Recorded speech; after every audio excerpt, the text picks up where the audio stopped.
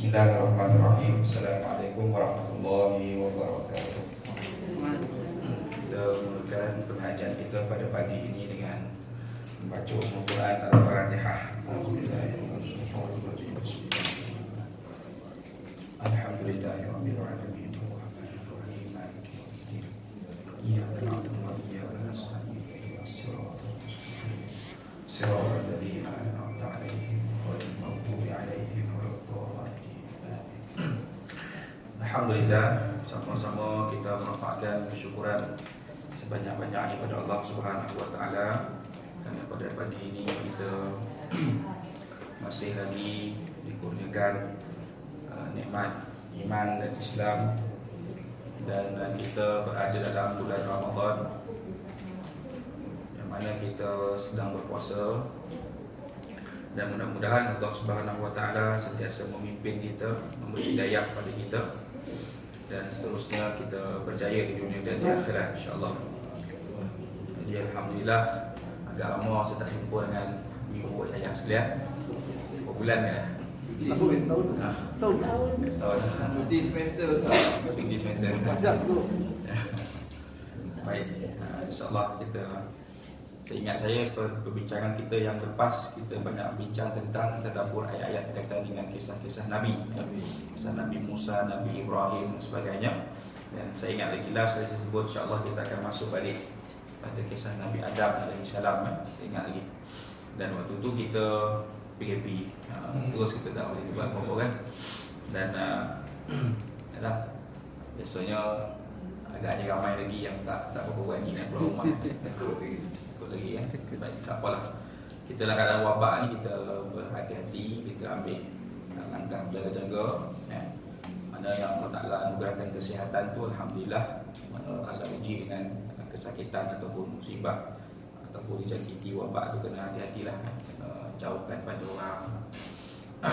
Kita tak nak jadi punca orang lain pun terjangkit.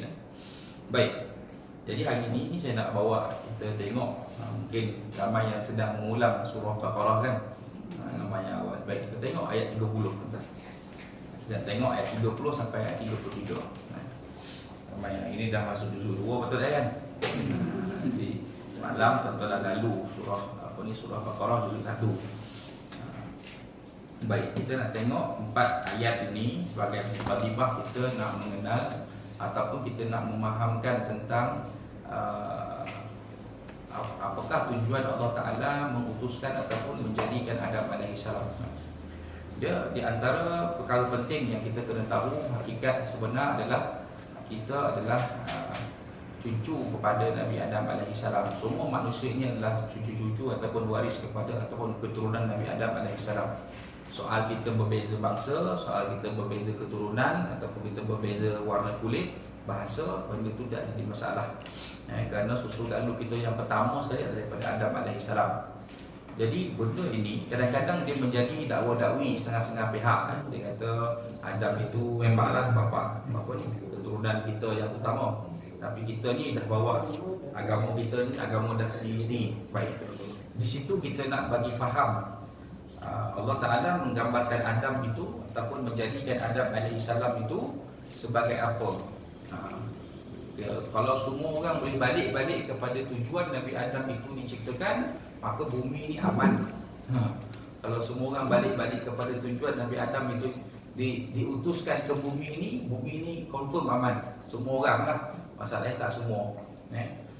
Ada sebahagian dia rasa milik bumi ni dia punya, ataupun dia rasa bumi ni lepas dia lahir, benda ni dipijak itu dia punya segala-gala. Mana dia pijak tu dia punya.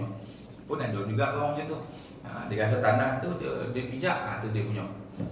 Maka jadilah permasalahan seperti mana yang digambarkan dalam ayat ini. Baik, kita baca dulu boleh? Kita baca dulu ya. Saya baca, kita ikut. A'udzu billahi minasyaitonir rajim. A'udzu billahi minasyaitonir rajim. Wa idh qala rabbuka lil malaikati inni ja'ilun fil ardi khalifah. Wa idh qala rabbuka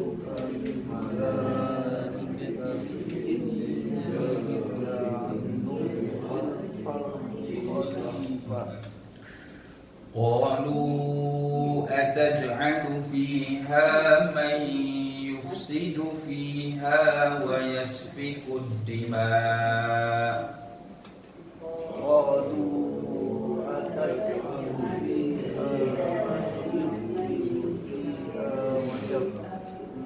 ويسفك الدماء okay. ونحن نسبح بحمدك ونقدس لك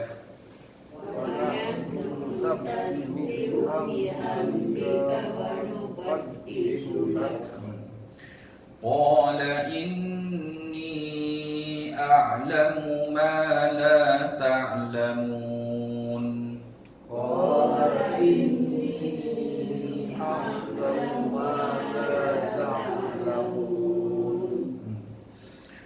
وعلم آدم الأسماء كلها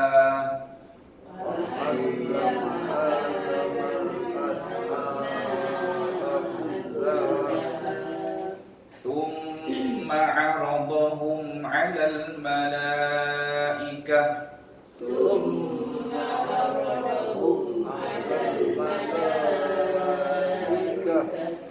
فقال أنبئوني بأسماء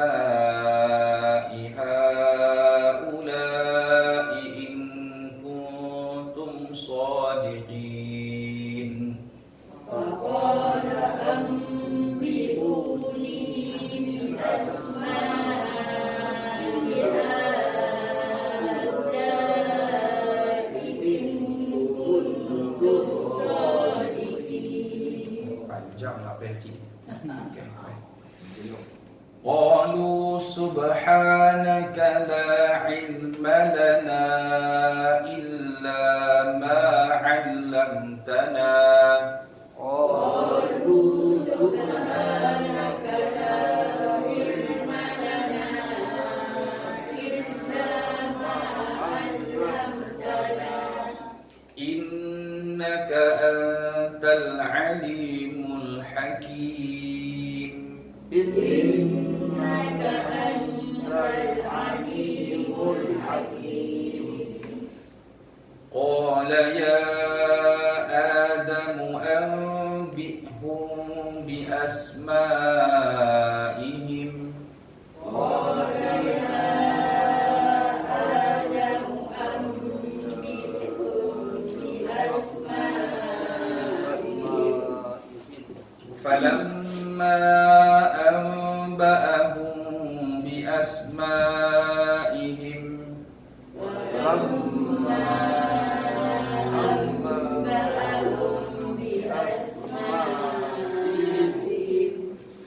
قال ألم أقل لكم إني أعلم غيب السماوات والأرض قال ألم أقل لكم إني أعلم غيب السماوات والأرض وأعلم ما تبدون وما كنتم تكتمون وأعلم ما تبدون وما كنتم تكتمون. صدق الله العظيم. Alhamdulillah. Baik. Kita tengok terjemahan ya. Kalau tuan-tuan ada terjemahan, kita tengok. Ayat yang ke-30 disebut di sini, ingatlah ketika Tuhanmu yakni Allah berfirman kepada para malaikat, wa idh qala rabbuka lil malaikah, sesungguhnya aku hendak menjadikan seorang khalifah yakni wakil di muka bumi, inni ja'ilun fil ardi khalifah, khalifah ataupun wakil. Qalu ataj'alu fiha man yufsidu fiha. Mereka berkata, siapa mereka ni tuan-tuan? Para malaikat. Qalu ni ramai. Mengapa engkau hendak menjadikan di bumi manusia yang mengapa engkau hendak menjadikan di bumi manusia yang akan membuat kerosakan, may yufsidu fiha, yang membuat kerosakan, wa yasfikud dima, dan yang akan melakukan pertumpahan darah, wa nahnu nusabbihu bihamdika wa nuqaddisu lak, padahal kami sentiasa bertasbih dan memuji engkau dan mensucikan engkau ya Allah. Qala inni a'lamu ma la ta'lamun, maka Allah Ta'ala berfirman, sesungguhnya aku lebih mengetahui apa yang kamu tidak ketahui. Jawapan Allah Ta'ala. Ayat yang ke-31, wa 'allama Adam al-asma'a kullaha, dan dia mengajarkan, siapa dia ni tuan-tuan? Dia mengajarkan kepada Adam. Siapa yang mengajarkan kepada Adam ni? Allah. Allah. Dan dia mengajarkan kepada malaikat, kepada Adam, nama-nama benda seluruhnya, kullaha, seluruhnya. Kemudian dia mengajukan kepada Adam, dia bertanya, dia memberitahu kepada Adam, dia mengajukan kepada para malaikat, lalu berfirman, sebutkanlah kepadaku wahai para malaikat nama benda-benda itu jika kamu memang orang-orang yang benar. Allah Ta'ala tanya balik pada malaikat. Qalu subhanaka la ilma lana illa ma 'allamtana. Malaikat pun menjawab, maha suci engkau ya Allah, tidak ada yang kami ketahui selain dari apa yang telah engkau ajarkan kepada kami. Sesungguhnya engkaulah Tuhan yang maha mengetahui lagi maha bijaksana. Innaka antal alimul hakim. Itulah jawapan daripada para malaikat.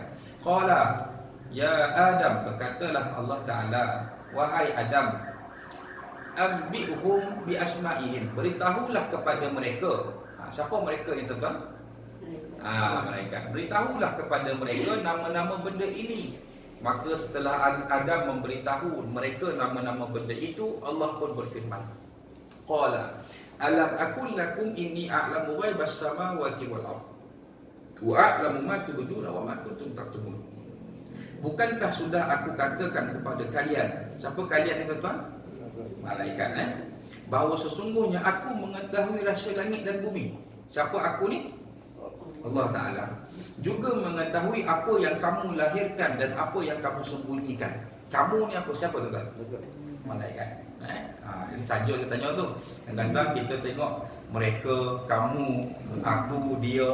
Jadi kadang-kadang kita ni siapa pula ni? Banyak nak watak dalam cerita ni. Jadi kita bila baca terjemahan tu, kita ikut satu-satu, maka kita boleh sebut, oh yang ni Allah Ta'ala, aku merujuk pada Allah Ta'ala. Ada kadang-kadang juga ada yang sebut aku, rupanya tu dialog antara Nabi Musa. Nabi Musa kata aku juga. Jadi kena tengok siapa di situ yang berkata dan kepada siapa yang diperkatakan. Baik, ada 4 ayat ini sebagai mukaddimah dulu. Mukaddimah kita nak memahamkan diri kita tentang kejadian manusia itu di muka bumi. Bila Allah Subhanahu Wa Taala dimulakan dengan kalimah ja'ilun fil ardi, mula dengan ayat tu, aku nak jadikan khalifah. Boleh juga kita sebut tentang kenapa Allah Ta'ala tak sebut an-nas, ini ja'ilun nas, tak sebut kan. Dia tak sebut terus nas, dia sebut khalifah, pengganti. Disebut tentang pengganti, ataupun sebut wakil, dipanggil yang akan aku letak kat bumi itu wakil, yang akan mengurus mentadbir. Jadi tuan-tuan, kalau kita faham ayat ini Allah Ta'ala turun kepada Nabi SAW. Apa tujuan ayat ini turunkan kepada Nabi SAW? Untuk menjawab soalan umat ketika itu. Tuan-tuan ada cucu? Apa cucu tanya orang besok? Kalau cucu tu anak nombor 1, emak yang sedang mengandung anak nombor 2, cucu tanya apa? Atuk, macam mana baby jadi? Apa atuk jawab? Wih, payah soalan tu ni. Sudah atuk buat pergi aiskrim.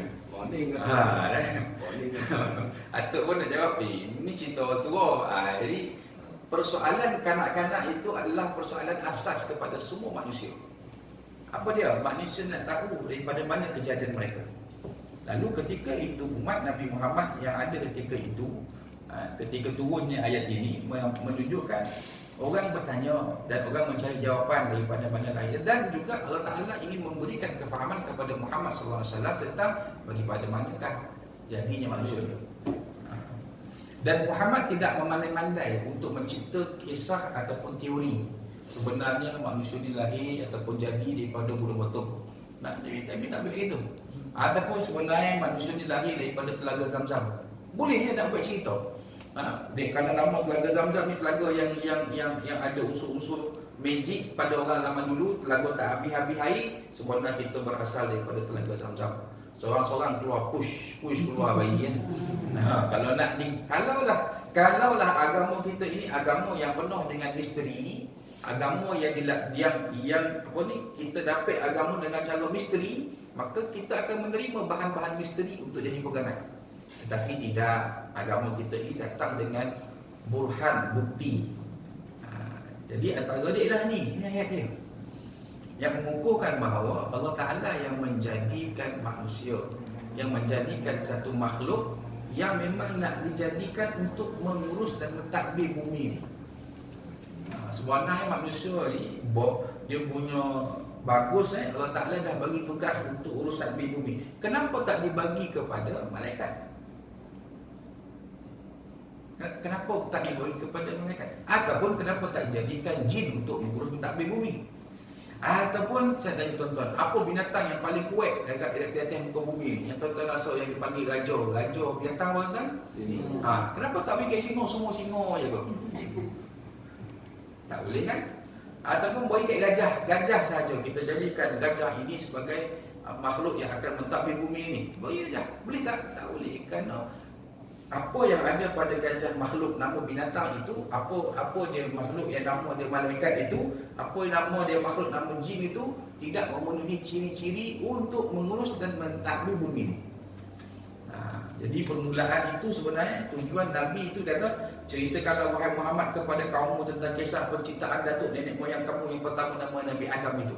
Memang Allah Ta'ala suruh kabarkan kepada umat ketika itu.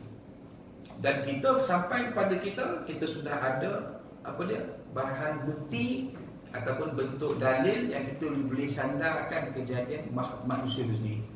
Ada tak ayat lain dalam surah lain yang menceritakan tentang kejadian manusia? Ada. Tentang wa khalaqtahu min turab. Ada aku dan kau telah jadikannya daripada tanah. Ada benda tu asas. Kalau tuan-tuan baca surah Mukminun, tuan-tuan akan jumpa bagaimana proses kejadian manusia dalam perut. Kita pernah bincang dulu. Nak ceritanya proses tu ada. Jadi tak timbul dah isu manusia ni daripada binatang, tak ada. Maka secara tak langsung Al-Quran menyanggah ada satu orang dia kata teori manusia daripada bau tu. Menyanggah. Darwin sendiri. Darwin kan? Bagus untuk dia tahu. Teori Darwin.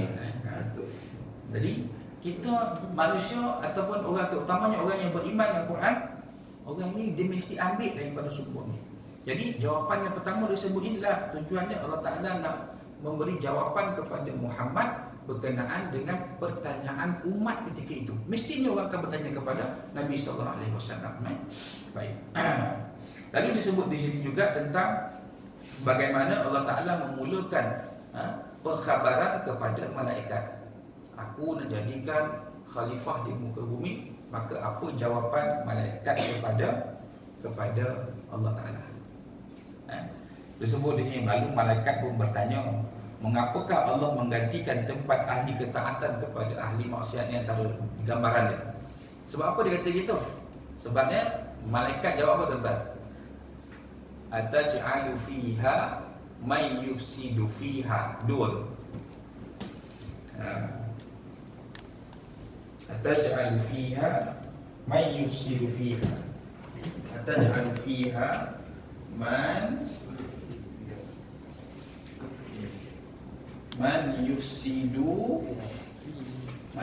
yufsidu fiha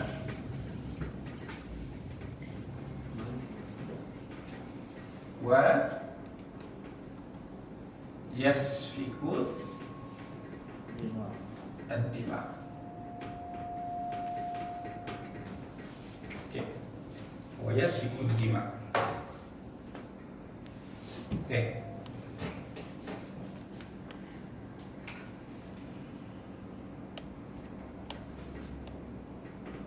Yang ni dipanggil siapa yang membuat kerosakan ataupun kehancuran ataupun kemusnahan.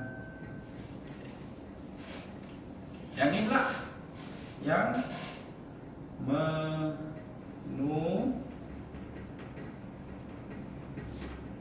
menumpahkan darah. Dimak ni darah. Dam dimak. Wa yasfiku dimak. Baik. Dua ni man ni siapa yang merujuk kepada tadi?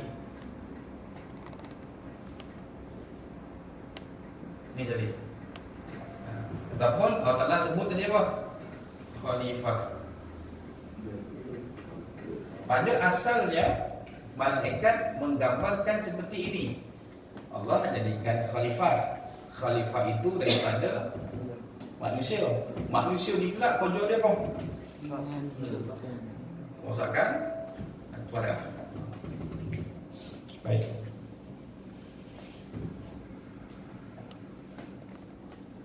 Tuan-tuan mengaku tak benda ni?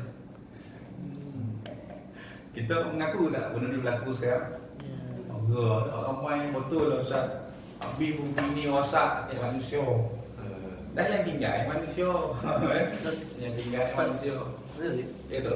Ni masa Allah beritahu dengan malaikat tu, Adam belum jadi lagi. Belum jadi lagi. Macam mana malaikat tahu manusia akan rosak dunia ni? Baik. Terima kasih soalan tu. Okey. Kita akan sampai ke situ lagi ya. Sampai situ. Bagaimana malaikat beritahu akan ada manusia ni akan boleh merosakkan bumi di situ kan. Baik. Okay, saya akan sampai situ. Cuma saya nak bagi tuan-tuan digambarkan ataupun malaikat itu menggambarkan bahawa inilah yang akan berlaku pada pengetahuan malaikat. Daripada mana malaikat tahu? Semestinya malaikat pernah melihat keadaan itu. Ketika itu bumi sedang pun diciptakan. Okey. Ada pendapat-pendapat daripada para ulama, contohnya Ibnu Abbas dan sebagainya, yang mengatakan bahawa dulu adanya jin ataupun dulu yang menetap di bumi ini adalah bangsa jin dipanggil. Lalu Allah perintahkan iblis dan juga malaikat untuk turun, lalu membentas mereka, lawan dengan mereka, hantar sampai ke tengah laut. Sebab tu kalau tuan-tuan baca sejarah jin ni tempat yang mana tuan? Tengah laut, tengah hutan. Dia lari ke sana. Itu di antaranya kerana malaikat telah pun melihat. Bukanlah malaikat tu melihat, ni satu pendapat, bukanlah malaikat tu melihatkan manusia, tetapi adanya khalifah itu yang dah pun diletakkan di bumi, akhirnya kerja dia merosakkan bumi ni. Okay. Seolah-olah macam malaikat tak setuju. Dia bukan tak setuju tu malaikat tu jahat, bukan. Malaikat dia bertanya tu kerana ilmu dia paling tu ya. Dia nampak apa yang berlaku di bumi ketika itu, bila ada dihantar sahaja makhluk di situ untuk menguruskan bumi, maka itulah kerja. Antara dia tu. Bukannya maknanya adanya manusia lain sebelum ni yang hidup. Walaupun ada pendapat yang agak ganjil di ujung tu, sebenarnya ada lagi manusia. Kita payah nak timur kerana tak ada pembuktian. Tapi perlu disebut antara para ulama, antara dia disebut tentang dulu Allah Ta'ala pernah putuskan jin duduk di bumi ni. Sebelum manusia duduk ada jin di sini. Berlaku macam ni. Kerana makhluk itu pun adalah makhluk. Dia hidup dalam keadaan yang banyak, ramai. Jadi dan ketika itu pula mereka itu memang terkenal dengan sikap-sikap ataupun keadaan dia itu jin daripada api. Apa kerja dia? Maka kerja itu beramuk, berantam. Baik. Itu satu. Atas batas ilmu malaikat. Kenapa kita kata ada batas ilmu malaikat? Mereka makhluk. Tuan-tuan tak boleh kata makhluk malaikat tahu semua. So satu pandangan. Satu lagi, Allah Ta'ala mungkin malaikat ni tahu apa yang berada dalam Lauh Mahfuz. Lauh Mahfuz ni kan dah tertulis tentang kesemua yang Allah Ta'ala, kejadian-kejadian Allah Ta'ala semua. Maka bila malaikat tanya, akan kenapa ataj'alu fiha ma yufsidu fiha? Maknanya berlaku tak kerosakan tu atas tangan manusia? Berlaku. Dan benda tu di atas seperti yang tertulis dalam Lauh Mahfuz. Ini dua ni. Satu, memang ada makhluk yang telah pun diletakkan di bumi ini, namanya jin. Akhirnya malaikat turun dan iblis ketua ketika itu untuk menghambat mereka. Yang satu lagi, malaikat telah pun lihat di Lauh Mahfuz. Kerana memang malaikat ni tugasnya tu. Lauh Mahfuz dia jago arasy ini. Bukan jago kerana Allah lemah, kerana mereka inilah hamba kepada Allah Ta'ala untuk menguruskan. Itu sahaja. Jadi tu ya. Cuma ada orang dia kata, aduh boy, ada manusia sebelum manusia. Dia pun nak buat balik-balik tu. Tak ada. Memang Adam inilah yang pertama kali manusia yang diciptakan Allah Ta'ala. Adam sahaja. Boleh. Jadi bila ada dua keadaan ni, kita baca manusia ni membuat kerosakan, ada akan menumpahkan darah. Bila kita kata hari ini berlaku ke tidak? Jawapan dia berlaku. Jadi apakah berlakunya itu? Kita kata, betul lah cakap malaikat ni. Apakah kita nak menidakkan Allah Ta'ala? Seolah-olah malaikat lebih tahu kepada Allah Ta'ala. Jawapannya tidak. Yang sebenarnya adalah apa yang Allah Ta'ala tulis di Lauh Mahfuz itu mungkin sebahagian diketahui oleh para malaikat. Dan malaikat kata, apa sebenarnya tujuan Allah Ta'ala nak menciptakan, sedangkan akan berlaku ni kerosakan. Sebab itulah raja apa? Inni a'lamu ma la ta'lamun. Sesungguhnya aku ini lebih mengetahui apa yang engkau tidak ketahui. Faham? Boleh tak? Jadi ayat ni mesej paling besar dia ialah Allah menjadikan pengganti ataupun khalifah di muka bumi itu di dalam kuasanya, walaupun di sana ada persoalan daripada malaikat dia bertanya ataupun dia memberi pandangan dia itu atas keterbatasan ilmu dia. Kita ni agak-agak terbatas tak ilmu. Atuk kalau saya bagi sepandang, atuk Uti tak repay kereta. Itu pun dah fail lah. Jadi saya cerita banyak. kita ni sangat terbatas, kan? Jadi manusia ni punyalah terbatasnya kita ni. Lepas tu bila Allah Ta'ala langkit jadi khalifah yang muka bumi ni tuan-tuan, kita akan masuk lagi satu poin yang sangat besar. Kita ni terbatas. Kemampuan kita terbatas. Kekuatan kita pun terbatas. Dan kita ada had umur tu. Tuan-tuan tanya malaikat kan tuan-tuan berbisik malaikat kau kalau hidup. Kita tak boleh berbisik pada malaikat, kita tak jumpa pun malaikat. Tapi tuan-tuan pun dah tahu berapa jangka umur pada malaikat.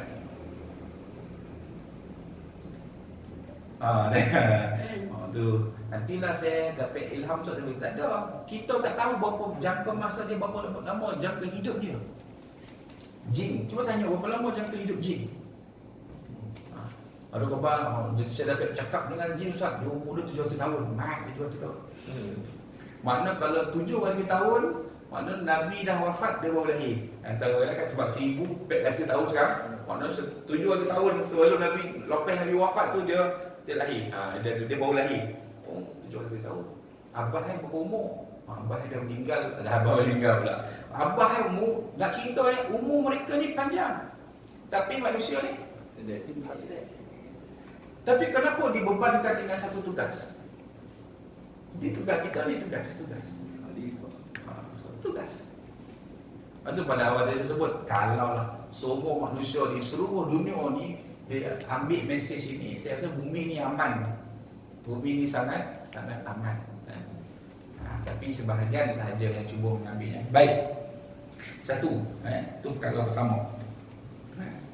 Yang boleh kita nak kongsi ataupun kita nak bincangkan sikit tentang ayat yang pertama ni. Bila sampai pada ayat yang kedua, belum lagi. Ayat pertama tu sambung lagi. Wa nahnu nusabbihu bihamdika wa nuqaddisu lak. Ini. Malaikat pula berkata,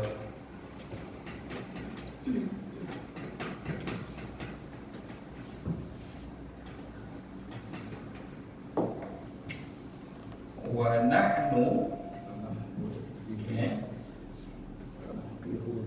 Nusabbihu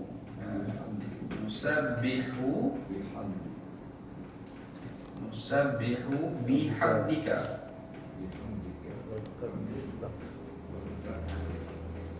Nusabbihu bihamdika wa nuqaddi. Betul ni? Sin ke sad?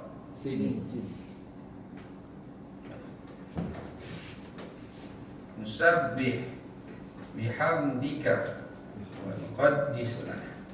Apa ayat kita tak apa maksudnya? Dan kami,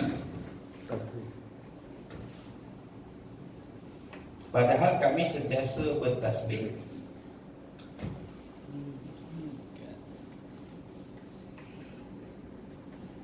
dan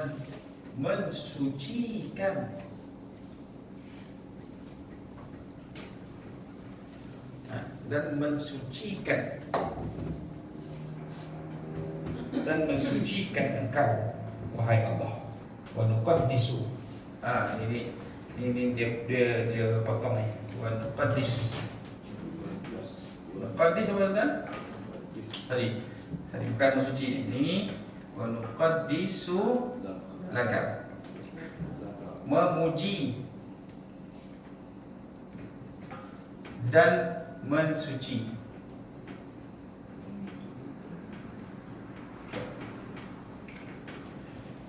Soalan saya, buat nahnu ni siapa tuan? Malaikat. Nahnu siapa? Malaikat. Ni malaikat. Yang manusia tadi tumpah darah, apa ni? Baik kerosakan, tumpah darah. Okey. Sampai ke dia, wa nahnu dan kami, apa dia? Tasbih, memuji dan mensucikan. Lakan siapa ni? Lakan siapa ni? Allah. Kamu ni balik pada Allah. Tasbih, memuji dan mensucikan Allah. Kalau orang yang hati rosak ataupun hati dia sakit, dia tengok malaikat dia kutuk kita. Dia kutuk kita dalam Allah.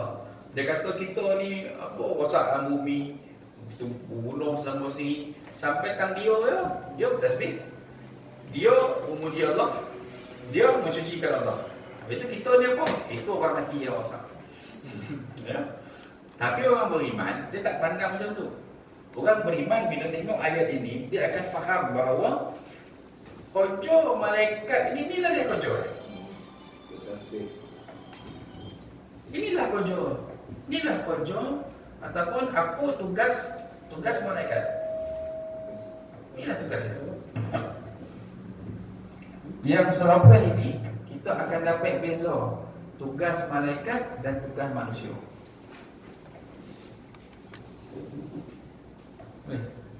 Malaikat ni kerja tasbih, kerja yang memuji Allah, kerja yang mensucikan Allah, tidak mensyirikkan Allah, dan kita takkan buat benda tu. Dan dia akan sentiasa patuh pada perintah Allah. Allah Ta'ala kata pergi turun ke bumi, kau pergi kepada hamba aku ini, kau pergi ke sini, kau jaga sini, kau turunkan rahmat ini kepada hamba aku ini, kau pergi. Itu kerja malaikat. Itu sahaja. Cara sebut lah, cara-cara macam malaikat kata, dia tahu kan. Orang ni masalah. Dia kami ni baik kan, kata saudara-saudara kata masalah tu nanti kami ada itulah. Mendapat kahwin itulah. Itu saya sulam tadi perkataan saya. Saya kata kalau orang yang hati dia sakit, dia akan nampak seolah-olah baik kami yang jaga bumi itu. Betul. Tapi tidak.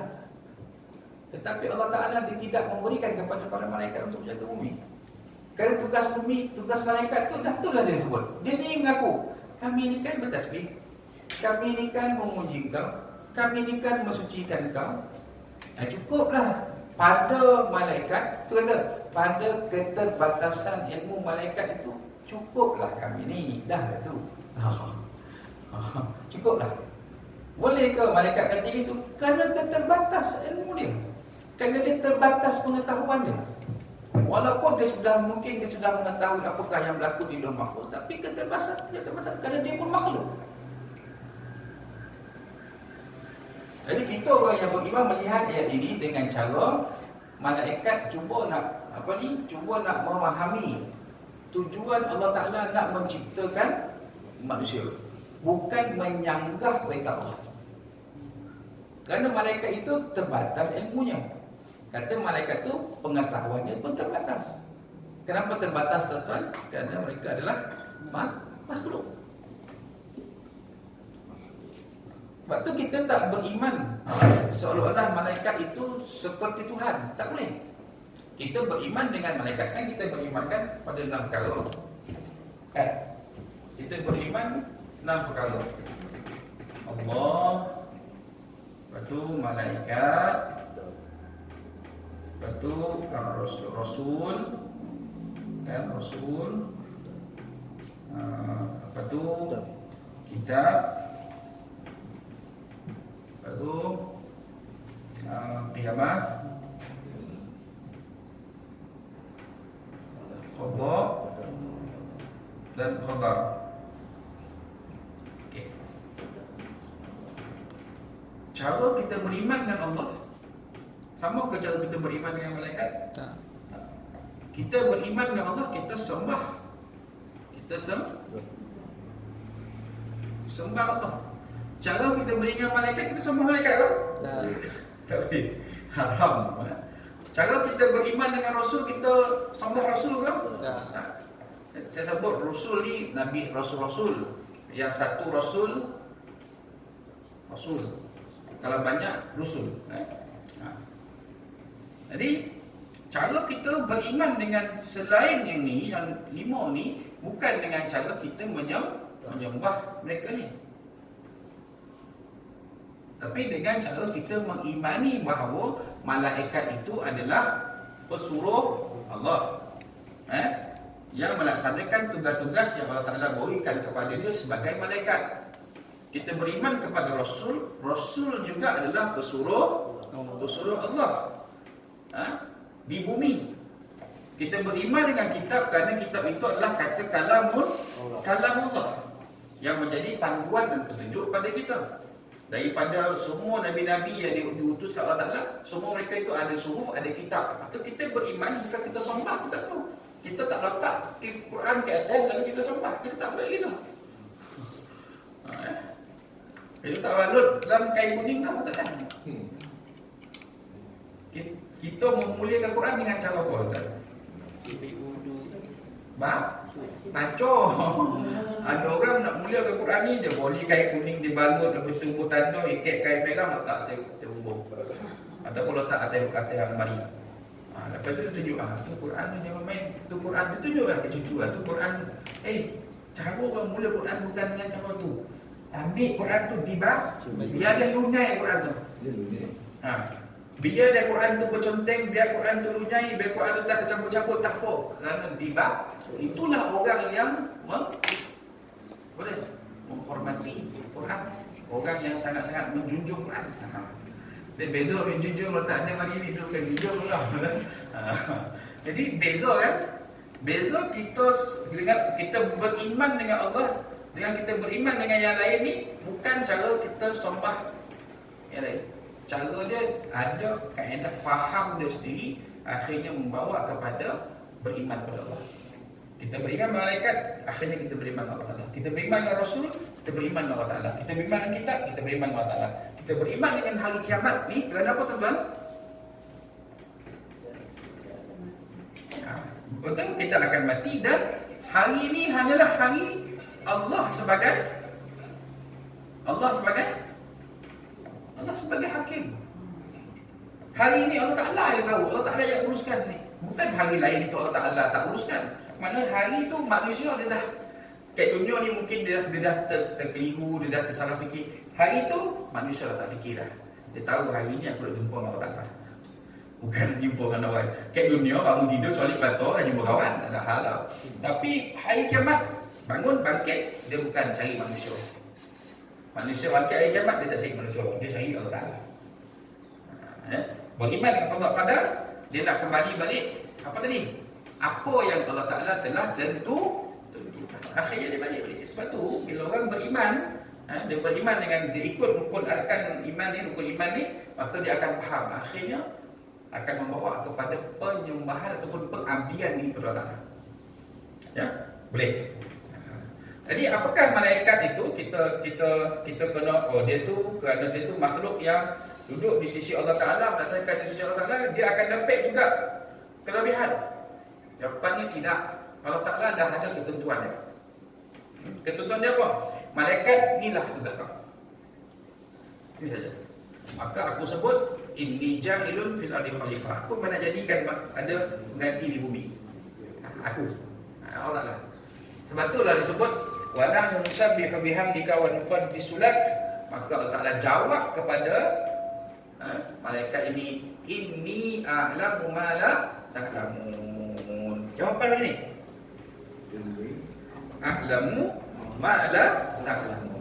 Sesungguhnya aku mengetahui apa yang engkau tidak ketahui. Jangan doa tu guru jawab macam tu. Guru guna yang ni. Dia langsung lebih tahu. Besok tu guru silat lah. Dan tahu ke tak tahu ni. Sebab apa? Dia ajar buah cukup. Dia ada 21, dia ajar 20 je. Satu tu dia punya. Kalau anak murid ada 21 juga, parah dia. Dia tak boleh kalah dia. Anak murid lah dia tu guru. Itu manusia. Manusia ni dia tidak boleh kata seperti itu. Kan? Manusia ni dia boleh tahu sekadar ilmu manusia. Kita akan masuk pada bahagian tersebut. Kemudian Allah Taala sebut wa 'allama Adam al-asma'a kullaha. Baik. Saya nak tanya tuan-tuan kalimah. Sorry bang, terpaksa kau orang.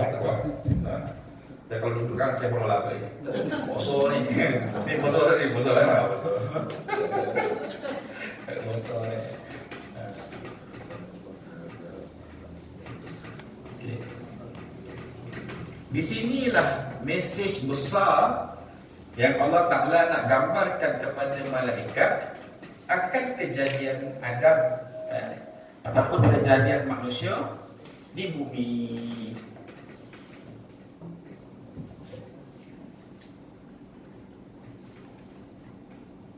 Allama Adam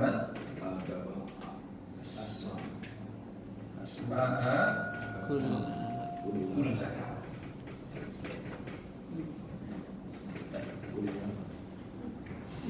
Ayo. Bola cik, apa sampai ni lah. Tak tahu benda lah tadi. Hilang tu. Ya. Saya sebut tadi, di sinilah dia punya satu poin yang paling besar yang membezakan malaikat dengan Adam. Baik. Saya beri jawapan dulu lah. Tertanyakan mungkin tak ada jawab kan. Apa yang tuan-tuan baca? Cuba baca dia wa 'allama. Kan? 'Allama. Okey. Kalau tuan-tuan tengok dia punya terjemahan apa? Mengajar. Dan ajar, kan? Dan ajarlah wa 'allama Adam asma'a kullaha. Wa 'allama, dan dia telah pun mengajar. Dan dia telah pun mengajar. 'Allama. Kalau orang bincang dari segi bahasa Arab ni panjang sikit. Cuma kita tengok terjemahan dulu. Dan dia telah mengajar. Baik, tanya dulu. Dia tadi siapa? Ingat tak? Siapa dia? Allah. Dia. Kan? Dia ni merujuk pada Allah. Sebab tu kita baca Quran, kita antara asas dalam bahasa Quran ni kita perlu tahu kalau kalimah fa'il tu siapa yang buat. Jadi bila kita tahu wa'allama Adamal asma'a kullaha. Jadi dia telah mengajar kepada Adam nama-nama semua benda. Ditambah pula ni semua ni, semuanya. Semua. Kul kan? Kul semua kan? Kullu. Ini semua kul. Semua. Setiapnya. Semuanya. Setiap satu. Ini nama-nama apa? Semua benda nama-nama. Adam siapa tuan? Nabi Baik. seseorang yang nak mengajar, apa yang dia ada tuan? Ilmu.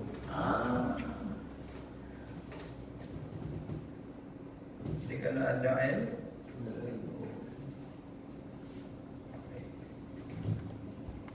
inilah senjata yang Allah berikan kepada Adam untuk menjadi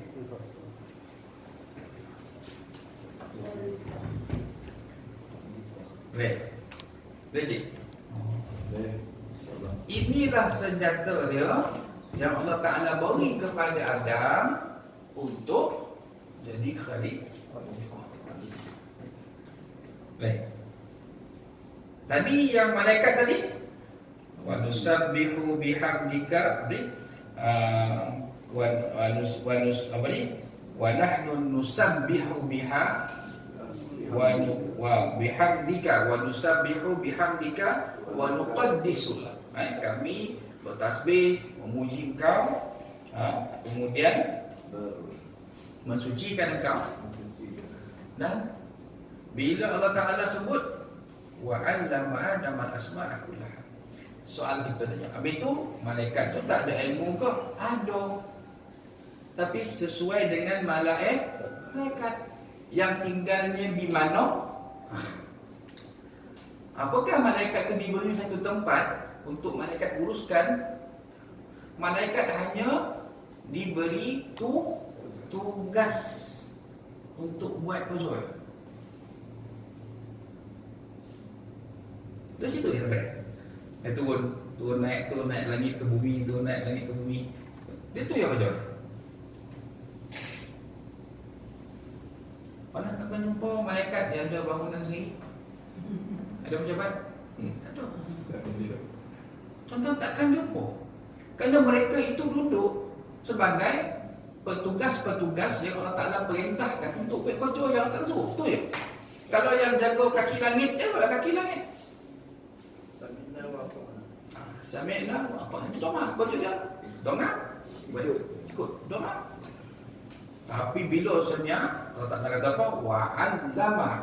Dan dia telah mengajar pada Adam. Lalu disebut di sini ada satu kalimah nama dia ilmu. Kerana yang mengajar itu semestinya ada ilmu, dan yang belajar itu mesti dapat ilmu. Boleh. Jadi yang menerima, yang mempunyai ilmu itu adalah dia. Yang menerima ilmu itu Adam. Maka Adam akan dapat ilmu itu, tujuannya untuk apa? Untuk menjadi khalifah, untuk mentadbir bumi. Tu dah kunci dah. Kalau kita bincang tadi, macam bentuk obat tadi, kalau kita bincang, malaikat tu sebut dia yang bertasbih, dia yang kami ini tumpah darah. Apakah di situ pengakhiran kisah ni? Tak. Allah sambung dengan satu kalimah, wa 'allama Adam al-asma'a kullaha, dan dia telah mengajar Adam tentang nama-nama segalanya. Kerana di situlah permulaan ilmu mengenal sesuatu. Tak ada cucu kan? Amai cucu? Cik apa cucu cik? Ampe sikit tu. Anak saya 5. Anak gua. Belum itu, agak baru kahwin kan. Baik. Kita anak kita tu dia membesar. Dia membesar. Dia kalau bercakap apa? Tak ada kan? Dia akan mula bercakap pada umur yang tertentu tu. Dia bermula dengan berapa kalimah kan? Dia mulakan satu kalimah. Ataupun dia mulakan bunyi u, ataupun benda yang boleh mulakan tu. Dan siapa ajar tu? Mak yang ajar, mak bebel benda tu, benda cakap tu. Dia bukan masalah mak bebel tu. Dia kerana itulah perkembangan fitrah yang memang ada pada budak-budak yang normal ni. Kalau budak bisu lain lah. Budak normal itu, dia akan mula belajar. Dia akan mula tertarik, dia akan mengenal satu-satu. Kalau tuan-tuan letak hari-hari, tuan-tuan hari-hari tuan-tuan sebut abah, umi, abah, omak, wan, opah, kan? Hari-hari. Tuan-tuan tengok, dia akan dapat salah satu dulu perkataan tu, dia akan dapat. Abah ganggu. Biasa abah kan? Biasa abah. Abah jago Ustaz. Kalau sebab abah aja kok. Jadi kalau ikutkan dalam apa ni ilmu perkembangan kanak-kanak ni, kerana perkataan tu mudah disebut. Abah. Banding umi, omak. Ya, jangan omak, jangan. Baby kalau sebut omak anda betul. Kena cari betul. Tahu omak kan. Uban dah tu payah. Tapi bila abah, kita ada anak, tuan-tuan ada cucu, tuan-tuan pernah ada anak, tuan-tuan pernah ada cucu, tuan-tuan tengok macam mana dia berkembang. Dia mesti akan mulakan dengan benda yang paling mudah sekali. Apa dia? Abah. Jadi omak pun marah. 3 hari mak tak makan. Abah baru dapat nama. Dan pengen sudah budak ni, abah baru dapat nama. Tak lama lepas tu, bila dia dapat omak, ibu, umi, dia dapat tuan-tuan, lupa abah pula. Abah tinggal. Dia panggil abah, umi. Kita tunjuk ni apa? Umi. Budak ni cik pasal. Kerana dia sudah dapat nama lain. Dia sudah dapat. Tapi itulah perkembangan fitrah manusia kita ni. Tapi Allah Ta'ala bila diciptakan Adam, Allah Ta'ala bagi pada Adam. Dan benda tu memang Allah Ta'ala bagi pada Adam kerana tugas Adam ni boleh. Kerana dia akan turun ke bumi. Kalau kita nak cerita dia makan buah kundi semua tu, itu jadi asbab untuk keluar. Untuk dihantar ke bumi. Dan untuk disodarkan pada kita yang akhir-akhir ni, keturunan cucu-cucu ni, bahawa manusia ini sentiasa melakukan kesilapan. Betul. Namun manusia, sebab manusia terkadang tuan-tuan, manusia boleh sombong tak dengan ilmu tuan-tuan? Boleh sombong tak? Boleh. Manusia boleh sombong dengan ilmu tuan-tuan. Manusia boleh jajah manusia dengan ilmu tak? Boleh. Hari ni manusia yang paling banyak teknologi jaga duit satu benda, akhirnya manusia takut kepada manusia. Aduh lahir lah orang lah apa. Kerana manusia ada ilmu. Jadi ayat yang ke-31 ini, dia menjadi satu, kalau tuan-tuan baca, sekadar tuan-tuan baca, Allah Ta'ala jadikan khalifah. Lepas tu ayat 31 tuan-tuan lalu macam biasa ya, maka kita akan terlopeh dia punya objektif utama dia. Kebanyakan orang akan rujuk ayat tu. Manusia ni tumpah darah, manusia ni buat kerosakan, manusia ni tumpah darah buat kerosakan. Ya, tuan-tuan kita kena akui, sungai kotor, bukan kambing buang sampah tu. Jangan kambing buang sampah tu. Orang. Ketokan ni ketoek, lalu sungai kan lempar lau. Itu bukan binatang, itu manusia. Binatang tak buat macam tu.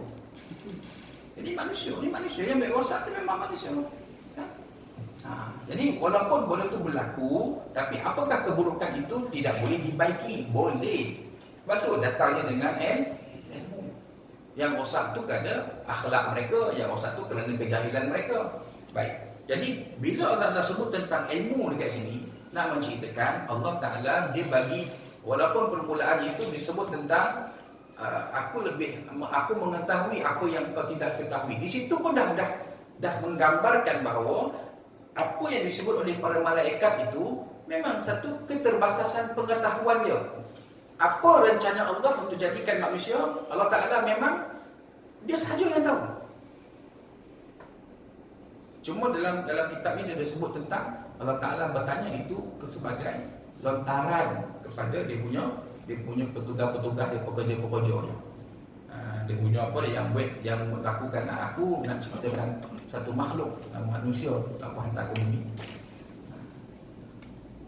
Allah Ta'ala tak berhendakkan untuk makhluk ataupun yang pertama malaikat itu membangkang, tak perlu pun. Cuma Allah Ta'ala nak bagi tengok apa pandangan makhluk lain tentang yang akan melakukan makhluk yang akan diciptakan ini. Ya betul. Betul. Mungkin malaikat sekadar ilmu yang dia ada, cukuplah ini yang Allah ada tugas kami ni jaga gini. Tak. Bila adanya manusia, malaikat ada tugas tak? Ada juga. Malaikat ada tugas tak? Ada tugas juga. Mana Allah Ta'ala memang jadikan manusia itu, malaikat pun ada tugas dia. Syaitan ada tugas tak? Ada. Dia pun bekerja juga. Maknanya bukanlah perancangan Allah Ta'ala itu hanya jadikan manusia itu jadilah baiklah. Tidak sesekali Allah Ta'ala menjadikan sesuatu itu dalam keadaan sia-sia. Memang ada tugas dia, ada kerja dia, ada perkara yang akan berlaku. Baik zaman ke zaman, untuk keturunan-keturunan akhirnya sampailah pada kita umat akhir zaman. Baik, tuan-tuan, saya nak mungkin kita boleh tengok sikit. Ni nama tadabbur Quran. Jadi kita tadabbur ni kita tengoklah apa ayat yang kita boleh faham kan. Kita dah faham tadi ya, ilmu kan. Allah yang maha mengetahui, wa huwal alim, ilmun hayyun, dia tu maha mengetahui. Kan? Dia tahu segala-galanya, itu Allah. Maka dia yang mengajarkan kepada Adam. Adam asalnya tahu tak tahu apa-apa. Macam bayi yang baru lahir tak tahu apa-apa. Cuma Adam ini lahir ataupun Adam ini diciptakan terus jadi ni Adam. Jadi benda apa nak dimasukkan ke Adam ni? Untuk dia tahu, untuk nak hidup. Bayi dia lahir, kan ada lagi orang yang menjaga dia, tak apa, dia boleh dipimpin. Tapi kalau Adam, maka Adam diajar. Allah Ta'ala maha mengetahui, Allah Ta'ala ajar kepada Adam. Adam. Maka kita tengok tuan-tuan,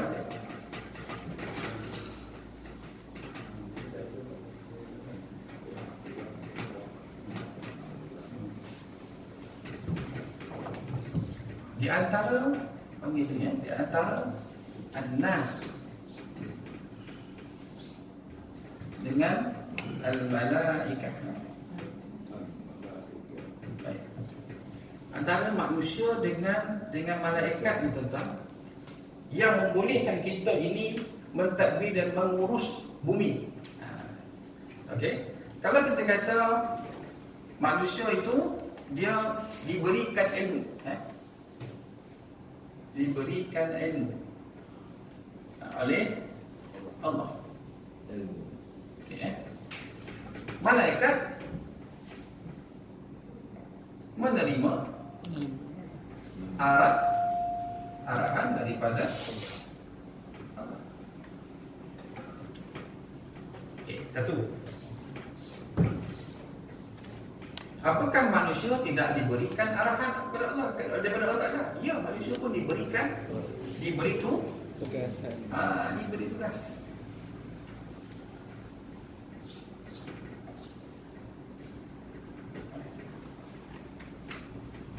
Siapa boleh tambah yang kedua untuk mereka?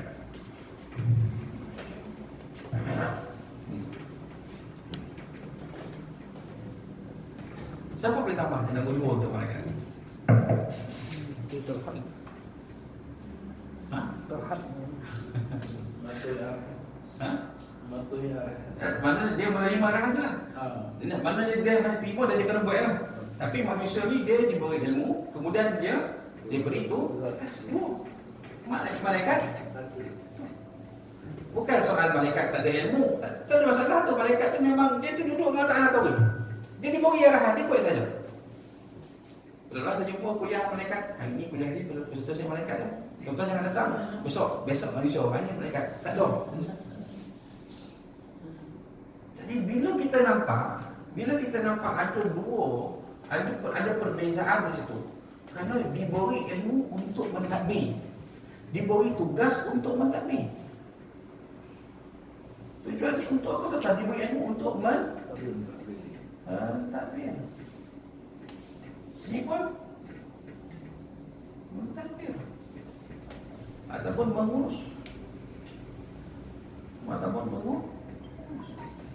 Dia menerima arahan saja, dia melaksana saja.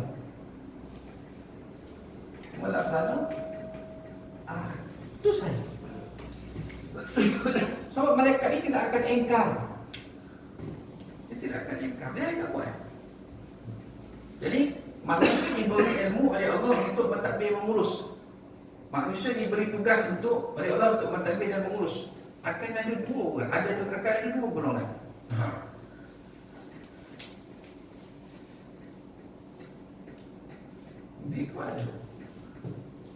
Diberi ilmu, ada yang jadi alim, ada jadi sesat.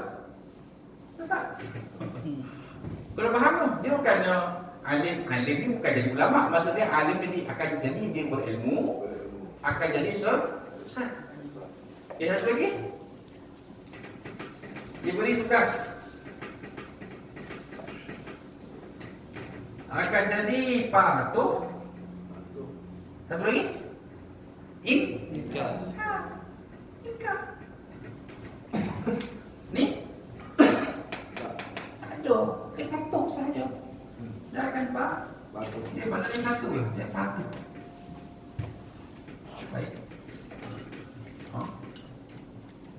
Ini tuan-tuan nampak? Ini bukan ayat untuk membanding siapa layak jaga bumi ke tidak. Tapi tuan-tuan nampak tak yang mana Allah Ta'ala tentukan tu? Memang, kalau kita kata, memang inilah manusia. Dia punya laluan dia tu untuk jaga manusia, jaga bumi itu sesuai dengan dia punya kebolehan dan dengan ketentuan Allah Ta'ala sendiri. Kalau semua manusia alim, tak ada manusia sosial, aman bumi ni? Sesuai tak dengan ayat malaikat tadi?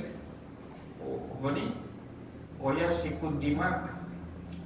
Sesuai tak? Tak sesuai.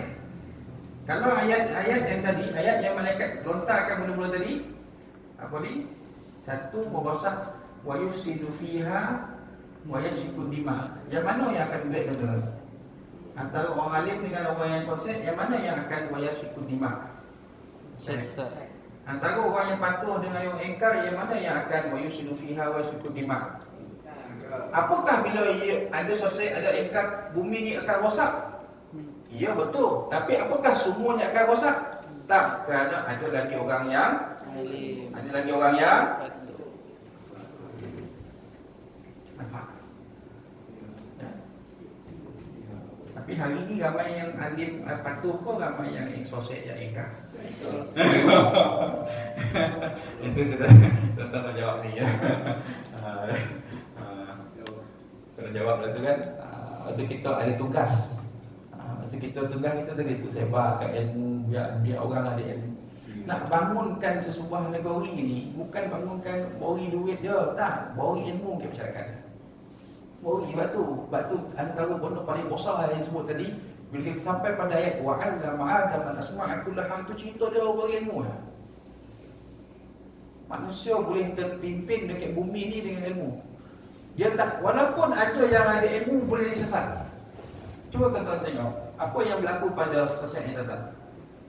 Bila dia ada ilmu, okey, dia ada peradaban, okey.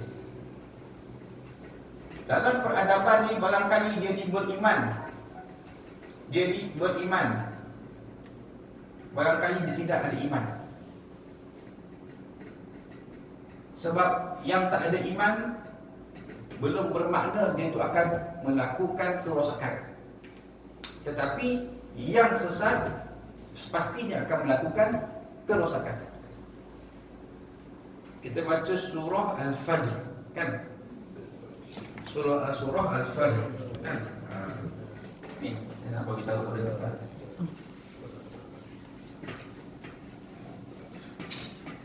Kenapa Allah Ta'ala kita ni macam tahu apa bukan, kita ni sebagai pengkaji kita cek. Bila Allah Ta'ala sebut wa fir'auna dzil autad, ingat tak surah apa ni? Al-Fajr, kan? Al-Fajr. Wa fir'auna dzil autad. Lagi? Alladzina taghaw. Alladzina taghaw. Apa kalimah? Waw ke? Ni dia ya ke waw? Waw kan? Taghaw fil bilal. Sambung ayat dah.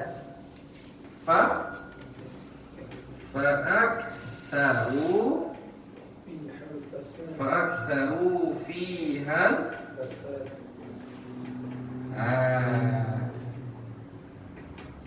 Okay. Apa yang sama yang tuan-tuan nampak kalimah kat sini tadi?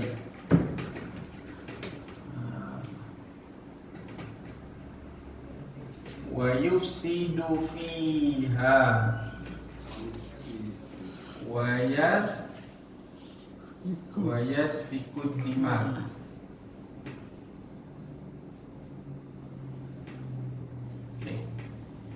Apa kalimah yang tuan-tuan nampak sama kat sini? Oh. Toho.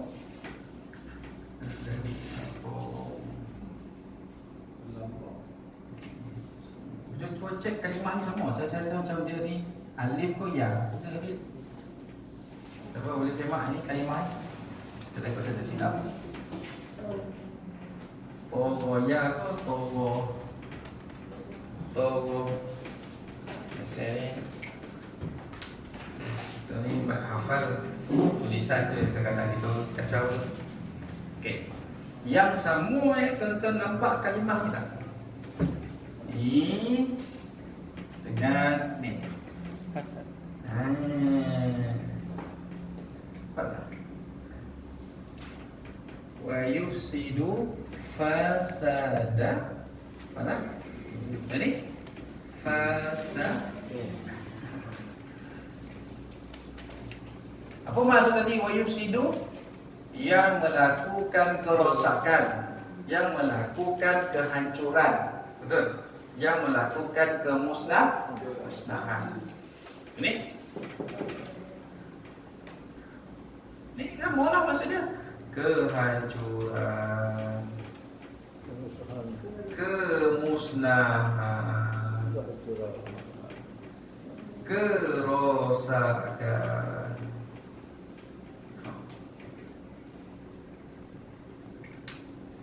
Ini wajib, tahu? Wow, tahu betul tak? Okey, baik. Ha? Bawah tak ada. Alladhi, betul lah dapat jamak. Alladhi nak tahu. Okey, baik. Baik. Jadi, dengan ilmu akan lahir peradaban. Kenapa kalimah peradaban? Manusia ada akhlak, sikap dia baik, dia ada identiti yang baik. Maka barangkali dia beriman, barangkali dia tak ada iman.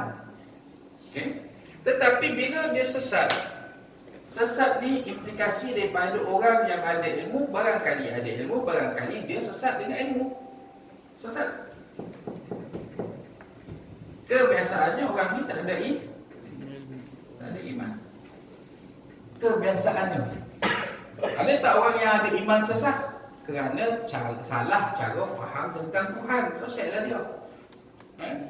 Dia faham Tuhan itu mengutuskan dia sebagai Rasul. Padahal Rasul dah habis. Itu sosiallah tu. Ataupun dia ditemukan dengan guru yang sesat. Maka sesatlah dia.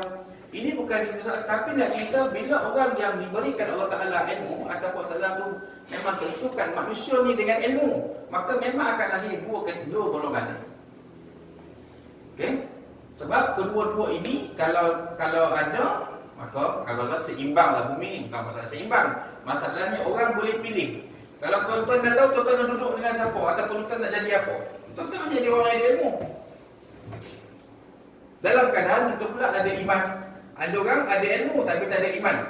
Dalam ayat ni tuan-tuan, baca wa Fir'aun. Kenalkan Fir'aun? Fir'aun adalah satu orang yang Allah sebut dalam Quran bagaimana sikap dia, bagaimana perwatakan dia, bagaimana dia punya kerja, dia lawan Nabi, lepas tu dia mengaku Tuhan. Apakah Fir'aun ini jahil? Tak ada ilmu langsung. Dia raja. Mustahil lah raja tak ada sistem ilmu yang ada dalam istana tersebut. Maka mungkin dia ada ilmu, tapi dengan ilmu tak nak menyebabkan dia jadi sesat kerana dia tidak ada iman. Didatangkan siapa? Musa alaihi salam. Cuba tengok kenapa Fir'aun sesat, kerana di sekeliling dia adalah ahli sihir. Lepas tu dia selesai. Lepas tu orang Melayu kita ni kalau asyik cari pak bomoh yang terlibat dengan sihir ni, selesai tak dia? Selesai. Tak ada payah nak cakap ni, puasa-puasa pun dia terbomoh, tak apa cari. Kadang kita tak faham kan? Puasa ni bomoh dah tutup pada dia. Bomoh buka ya, puasa. Masa dipendekkan, bomoh nak buka puasa. Buka puasa juga. Baik, wa Fir'aun dzil autad. Apa makna dzil autad, tuan-tuan? Tuan-tuan, ini tanda ada teknologi ilmu kat sini, tuan-tuan. Dzil autad ini dia punyai bangunan atau menara tinggi. Macam mana manusia ada bangunan tinggi kalau tak ada ilmu? Boleh? Macam mana satu orang manusia nama dia Fir'aun, dia tak boleh, kalau dia tak ada ilmu ataupun dia tak tahu sesuatu, dia boleh mengarahkan askar dia buat bangunan tinggi-tinggi. Mana Fir'aun ada ilmu tak? Ada. Tapi dia ilmu mana?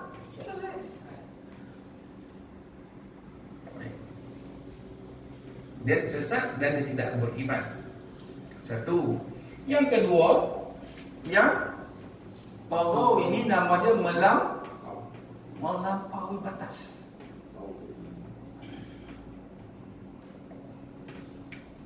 Melampaui batas, dia nak bunuh-bunuh, dia nak tindas-tindas, dia nak rosakkan satu dompet, dia rosak, dia nak hantar bala tentera pergi korang-korang, dia nak runtuhkan semua apa yang dia nak runtuh, dia runtuh, dia boleh buat. Dia melampau. Dia nak buat orang jadi hamba seumur hidup dia, dia boleh buat semua. Maknanya itulah kerja Fir'aun masa di Mesir. Kerja dia. Lalu disebut yang menyebabkan bumi ini hancur, yang menyebabkan bumi ini rosak, yang menyebabkan bumi ini musnah. Dia rosak ni, satu yang kita nampak fizikal ni rosak, tuan-tuan. Ya? Kita nampak runtuh, habis hancur, habis rosak semua. Satu. Yang kedua rosak ni, masyarakat tu sendiri rosak. Apa dia masyarakat tak ada sistem? Siapa yang berkuasa, dia buat. Dia boleh tindas kat rumah. Macam acak cik berkuasa ke rumah ni? Rumah. Ni kau pun jadi hamba ni. Jadi abdi. Atur pasal apa? Dia tak tahu. Dia abdi. Dia pasal apa? Apa yang penting? Dia lah abdi. Maknanya kalau orang rumah jadi apa? Hamba abdi. Itu kata rosak, musnah ni jangan nampak yang fizikal. Maknanya sistem manusia tu rosak. Macam kita ya, kes anak wanita, apa semua ni kan. Tu tuan-tuan nampak kemusnahan tak musnah tu. Itu sedang berlaku kehancuran tu, kehancuran dalam sistem masyarakat kita. Sebab apa? Zina berleluasa. Mana berlaku kehancuran? Baik, bila melampaui batas tu juga dipanggil sebagai yang menyebabkan kehancuran, maka disebut dalam Quran ni fa'atsaru, maka banyaklah padanya banyaklah padanya. Fiha ni apa? Fiha tu merujuk kepada bumi Mesir ketika itu. Ditompek dia ketika itu. Banyak apa? Maka banyaklah padanya di bumi Mesir ketika itu kehancuran, kemusnahan, kerosakan. Jadi bila sebut tentang ilmu ni, Allah nak bagi ilmu kepada manusia ke muka bumi ni, dia menjadi dua keadaan. Satu, dia jadi orang yang berilmu, dia boleh menyebabkan peradaban, manusia jadi aman. Bukan sebab dia beriman. Beriman itu lahir kerana dia konon Allah Ta'ala. Tapi orang yang tak ada iman, barangkali dia boleh juga ada ilmu, tapi dia terbatas pada iman dia. Tapi dia boleh menyebabkan bumi pun aman juga. Tetapi bila orang sosek tak ada iman, maka jadilah seperti mana Fir'aun. Dia bukan tak ada ilmu, dia ada tapi dia sosek. Maka jadi seperti Fir'aun. Atau kalau kita jumpa orang yang tak beriman, dia orang yang bagus, orang yang ada ilmu, orang yang ada akhlak, maka salahkah dia untuk kita bergaul dengan dia? Tak, bergaul lah. Tapi kalau kita jumpa orang bila bukan tak ada beriman, dia tak beriman, tapi akhlak dia buruk, maka apa kita perlu buat dengan dia? Mungkin kita boleh nasihat, ataupun tak apalah, kita pun tak boleh nak campur dengan orang macam ni, ataupun kerana mungkin kita tak sesuai. Tapi kalau ada orang yang tak beriman, tapi kerana dia tu ada ilmu, dia tu baik akhlak dia, maka orang itu perlu kita bawa masuk dalam masyarakat kita. Soal dia nak menerima iman, itu nombor 2. Dia boleh terima iman, anda kata sampai hidayah pada dia. Lepas tu kita tak tolak orang yang baik, yang bagus ni, untuk dia bersama dengan kita, masuk dalam masyarakat kita, bergaul dengan kita. Akhirnya dia boleh jadi baik. Soalnya ni, orang yang melampau ni. Dan saya Saya yakin tuan-tuan tak suka orang yang melampau-lampau ni kan. Baik Muslim, baik tak Muslim, kita tak suka yang melampau. Ada tak orang Muslim kita yang ekstrim melampau? Ada. Pin. Saya tunjuk tuan-tuan, kalau saya tulis saya nama kat depan ni, tuan-tuan bagi tahu apa yang berlaku di negara ni. Saya tulis Yaman. Apa tuan-tuan faham dengan negara Yaman ni tuan? Orang saudara. Saya tulis lagi. Ni. Apa berlaku ke Iraq tuan? Orang saudara. Apa berlaku ke Libya? Pun juga orang. Apa berlaku ke Sudan? Orang juga. Apa berlaku ke Syria? Ini negara Muslim kau kan negara Muslim ni. Ini kenapa jadi macam ni? Kenapa mereka duduk ke mana? Duduk ke mana? Atas. Kerana melampau. Baik. Boleh tak? Kita dapat tengok rupa ayat yang di permulaan Allah Ta'ala memperkenalkan apa ni, khalifah ataupun istilah khalifah tu pada para malaikat. Bukanlah sepada nak tengok pandangan malaikat tu, tetapi nak satu mesej besar. Apa dia? Aku beri ilmu. Aku akan pandu manusia ni. Lalu Allah Ta'ala kirimkan nama dia Ar-Rasul sebagai petunjuk. Kalau malaikat jadi Rasul, tuan-tuan nak ikut tak? Saya nak ikut dah sebagai alasan. Saya kata, baiklah, dia boleh ada malaikat, kita manusia. Dia boleh terbang, dia boleh kenyak, kita tak boleh. Itu kita manusia. Kita akan bertikaikan benda sama. Malaikat kalau cucuk tak mati, kita cucuk mati. Keluar darah. Malaikat kalau jatuh dia tak sakit, kita sakit. Nampak? Manusia akan bagi alasan. Kalau memang itu manusia, dia suka buat alasan. Samalah kita buat alasan. Dia berhal ambil ni, itulah. Saya bukannya salah jalan. Itu alasan dia tu. Padahal boleh cepat. Contoh kan. Boleh. Tapi alasan. Kerana manusia ni memang kena ada alasan. Kerana dia cara fikir dia berbeza. Ada akal Allah Ta'ala bagi kat dia. Maka manusia takkan ikut kalau yang menjadi Rasul itu adalah bukan manusia. Tapi Rasul itu siapa? Manusia sendiri. Bukan Allah tinggalkan kita ni sepada sia-sia. Jangan duduklah kat bumi ni pandai-pandai lah kau. Tak. Allah Ta'ala bagi apa? Bagi ilmu. Ilmu ni barangkali menjadi orang tu alim, barangkali jadi orang tu sesat. Ada ilmu yang sesat? Tak ada. Jangan kau tak ada ilmu sesat? Ada. Ilmu yang menyebabkan manusia sesat ada. Di situlah berhimpunnya syaitan, jin, iblis semua macam tu. Dia suka lah benda tu. Memuja benda-benda yang telah pun mati. Tuan lihat, puja benda yang nampak macam ada kuasa mistik contohnya. Pokok tu yang tak tiba-tiba pukul tengah hari tu tak ada angin, tak apa, buai-buai sendiri. Itu ada kuasa. Maka puja pasang kemayan, bubuh bagi pau 3 biji kat situ. Maka berlaku pemujaan di situ. Itu sosial lah tu. Baik. Jadi kita nampak di situ ada dia punya ayat motif yang besar di situ. Maka disebut di sini dikata ketika itu Allah berfirman pada malaikat yang bermaksud, bukankah kami telah katakan bahawa kami lebih mengetahui daripada kalian tentang perkara-perkara yang tersembunyi di langit dan di bumi. Jadi Allah Ta'ala tu sendiri bagi tahu, aku ni lebih tahu benda yang tersembunyi baik di bumi. Kami tidak menjadikan khalifah di bumi itu sia-sia. Kami mengetahui segala yang zahir dan tersembunyi. Bahkan kami mengetahui apa yang zahir dan tersembunyi daripada kata-kata pada malaikat. Maknanya walaupun malaikat kata apa? Wa nahnu nusabbihu bihamdika wa nuqaddisu lak. Macam tadi Atuk Gobaran, dia tu macam cakap dia tu yang nak jadi. Tak. Pada kita tu kata Allah Ta'ala tahu. Malaikat ni tanya tu sebagai sebab apa. Walaupun malaikat tak sebut ke situ. Lebih baik kami wahai Allah tak sebut. Tapi Allah Ta'ala tahu. Cuma Allah Ta'ala nak beritahu kamu tu pun terbatas wahai malaikat. Engkau tu makhluk, engkau pun terbatas juga. Kita manusia lagi terbatas. Sebab tu kita melihat malaikat itu bukanlah satu makhluk yang kita perlu angkat darjatnya seperti Tuhan. Tak boleh. Ataupun kita nak rendahkan darjatnya daripada manusia. Tak boleh. Sebab itu kita adanya mengimani pada malaikat, mengimani pada Rasul, pada para Nabi. Kerana kedudukan Rasul dan juga kedudukan malaikat itu, dia tinggi sikit darjatnya pada manusia. Tuan-tuan mengakui itu? Boleh tak?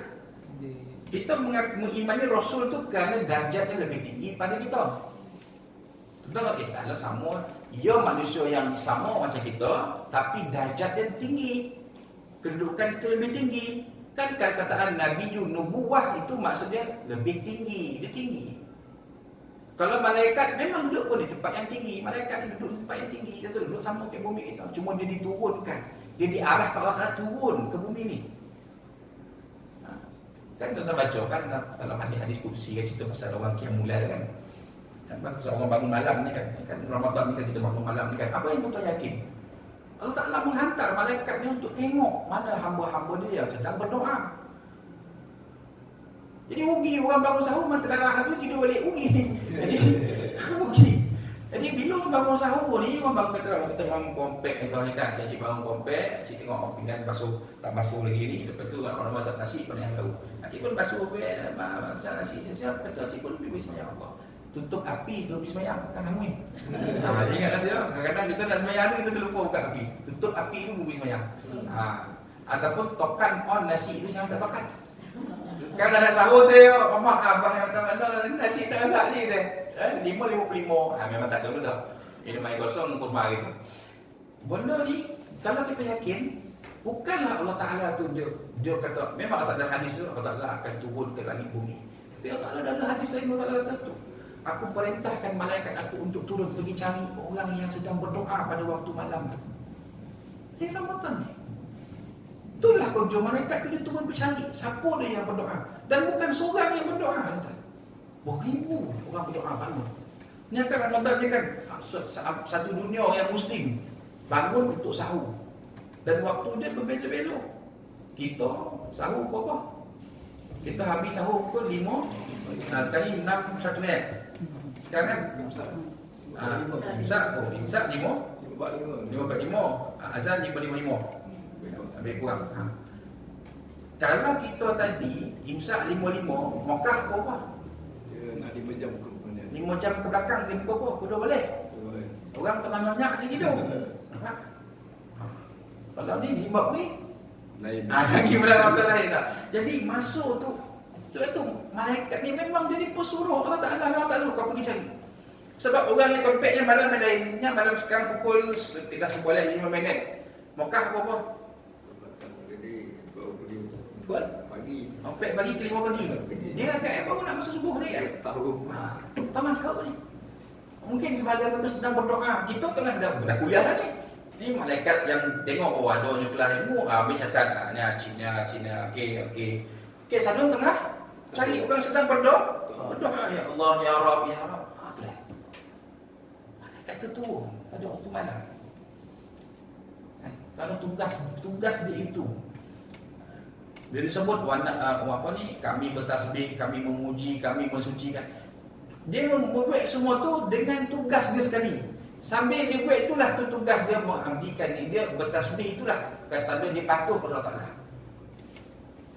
Kita buat segala ilmu yang kita ada jadikan kojo kita tu jadi ibadah. Jadilah ibadah. Tuntut ilmu jadi ibadah, pergi kojo, pergi beladang, pergi bertani, pergi berniaga tu semua jadi ibadah. Beza tu kan. Maka malaikat itu lagi malaikat yang mencatat amal kebaikan kita. Ada tugas dia. Tuan-tuan bayang duduk atas bahu dan kau mana dan jalan ni nampak malaikat dan tak ada tuan-tuan.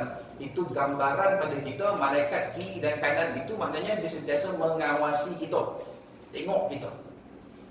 Siapa terdaya ikut kita tuan-tuan? Orang rumah terdaya ikut pergi mana-mana. Tak terdaya dah. Orang saya boleh pergi mana pergi dengan seorang. Amah kau kalau pergi kedai dan konek ni bosor ni. Kalau pergi kedai makna taruh kadang-kadang pun manusia pun tak boleh nak menemani kita sepanjang waktu betul. Tapi malaikat kerana apa dia boleh selamat manusia tu? Kerana apa kan? Allah Ta'ala kata kau ikut dia ni. Lahir satu anak Adam, sudah adanya malaikat jaga dia. Lahir satu anak, ada. Mati kita, ada malaikat jaga tak? Ada. Siapa kat dalam tu? Tak kira pula. Sudah jaga, dah ada lagi. Siapa yang memerintahkan dia kalau bukan Allah Ta'ala? Maka nak beritahu kepada malaikat, apa yang engkau sebut itu walaupun memang benar engkau ini bertasbih, engkau ini memuji, engkau ini mensucikan aku, tetapi tugas manusia ni jauh lebih besar. Dan engkau pun ada tugas yang aku bagikan kepada manusia. Baik. Berkata Ibnu Abbas, kata Allah tidak akan menjadikan makhluk lain yang lebih mulia daripada kami. Oleh itu kamilah yang paling layak menjadi khalifah di bumi ini. Kefahaman seperti ini adalah salah satu pengertian dalam bentuk bertakwil. Ini pandangan daripada Ibnu Abbas. Itu adanya malaikat nak beritahu kami lebih baik pada manusia. Jawapannya bertentuan. Bolehkah kita pun nak mengatakan pada malaikat? Tak boleh. Yang kita boleh sebut ialah malaikat ada tugas dia, manusia ada tugas dia. Malaikat ada di tempat dia, manusia ada di tempat dia. Malaikat manusia bila meninggal, apa kerja malaikat tuan-tuan? Malaikat akan ditugaskan untuk mengazabkan manusia yang ingkar dalam kubur. Pernah tuan-tuan dengar malaikat pernah azabkan manusia? Tak pernah tuan-tuan. Tapi kalau ada ramai minta kerja kosong tu. Semua ni kerja apa? Kerja mengazab malaikat. Ya tak ada, memang takkan ada tu. Kerana tugas dia itu khas untuk malaikat. Malaikat ni kerja dia menyoal dalam kubur. Manusia tak boleh kalau ada malaikat dalam kubur malaikat, sebab malaikat itu tidak dikuburkan. Jadi kan ada peranan masing-masing tu, ada tugas masing-masing malaikat, ada tugas manusia. Dan ini juga pengajaran kepada malaikat juga, bahawa tugas kau ada, manusia tugas manusia ada. Aku jadikan manusia ni tugas dia kat sini. Engkau malaikat, aku jadi tugas. Aku lebih tahu. Siapa sebut tu? Allah Ta'ala sebut, aku lebih tahu. Engkau nak jadi apa? Engkau malaikat. Engkau tak boleh ubah jadi kau jadi manusia. Manusia kau tak boleh ubah jadi malaikat. Mirip-mirip malaikat boleh. Apa dia? Sifat dia, kepatuhan dia boleh. Jadi jin setan pun boleh.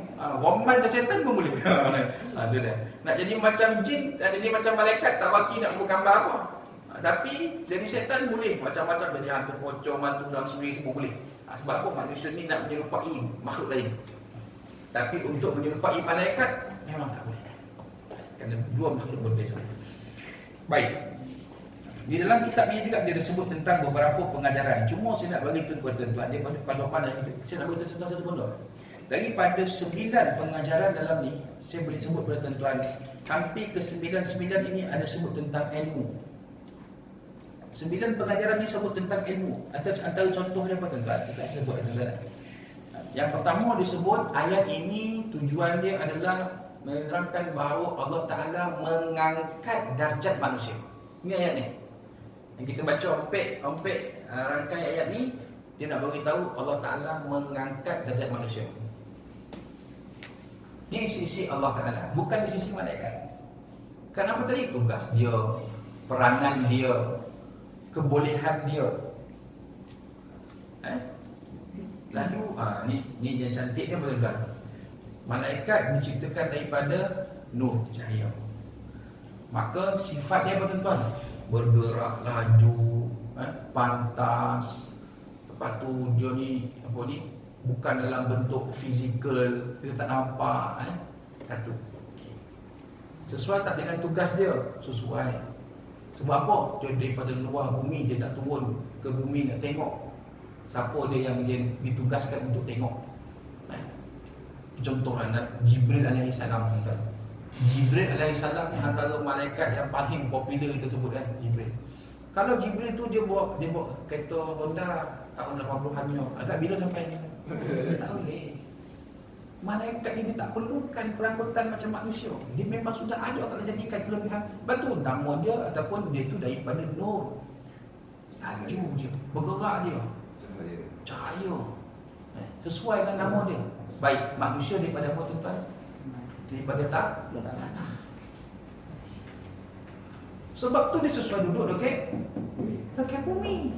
Kerana dia memang daripada tanah ni.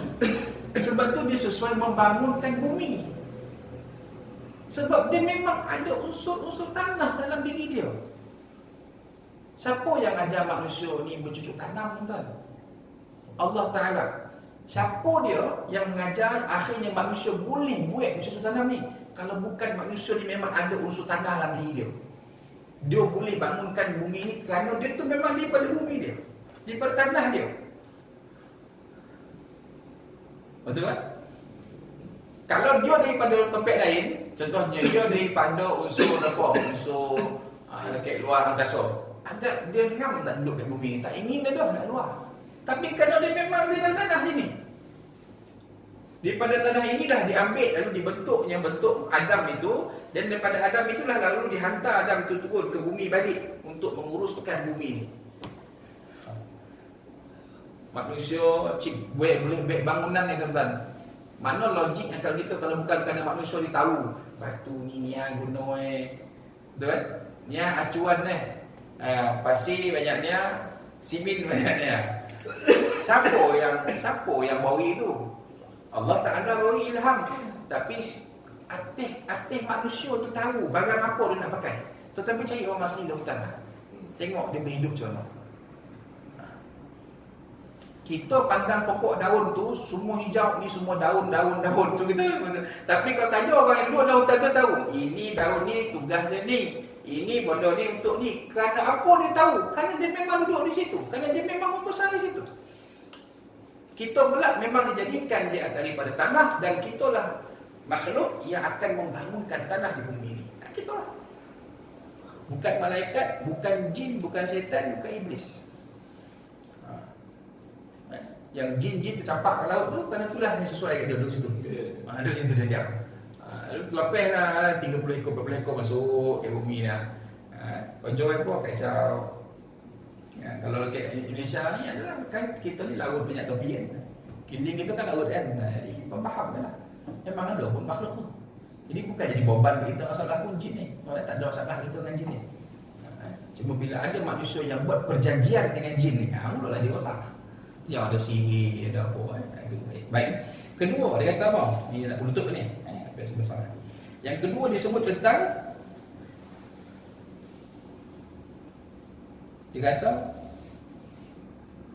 Allah Ta'ala memberitahu malaikat mengenai penciptaan Adam ini kerana sebagai bentuk pengajaran dan saranan kepada manusia supaya bermesyuarat dalam memutuskan sebarang urusan. Ini antaranya lah. Allah Ta'ala panggil malaikat, aku nak beritahu aku. Itu dia antara gambaran dia sahaja. Kerana dia kata tetapi sekadar pertanyaan untuk mendapat maklumat dan mencari hikmah. Bila ada soal jawab malaikat tadi itu bukan untuk mempertikai, tapi untuk mencari hikmah. Hikmah tu ilmu juga, supaya bertambah pengetahuan malaikat itu sendiri. Allah Ta'ala memang nak ceritakan ni, dan Allah Ta'ala aku yang tahu. Maka malaikat berpegang apa yang Allah Ta'ala buat lepas ni semua baik, semua di atas kuasa dia. Bertambahlah pengetahuan pada malaikat. Tiga, dia kata dengan lain perkataan Allah menciptakan sesuatu ilmu yang khusus berkaitan dengan sebutan atau lafaz dan makna. Wa 'allama Adama al-asma'a kullaha. Allah ajar satu lafaz.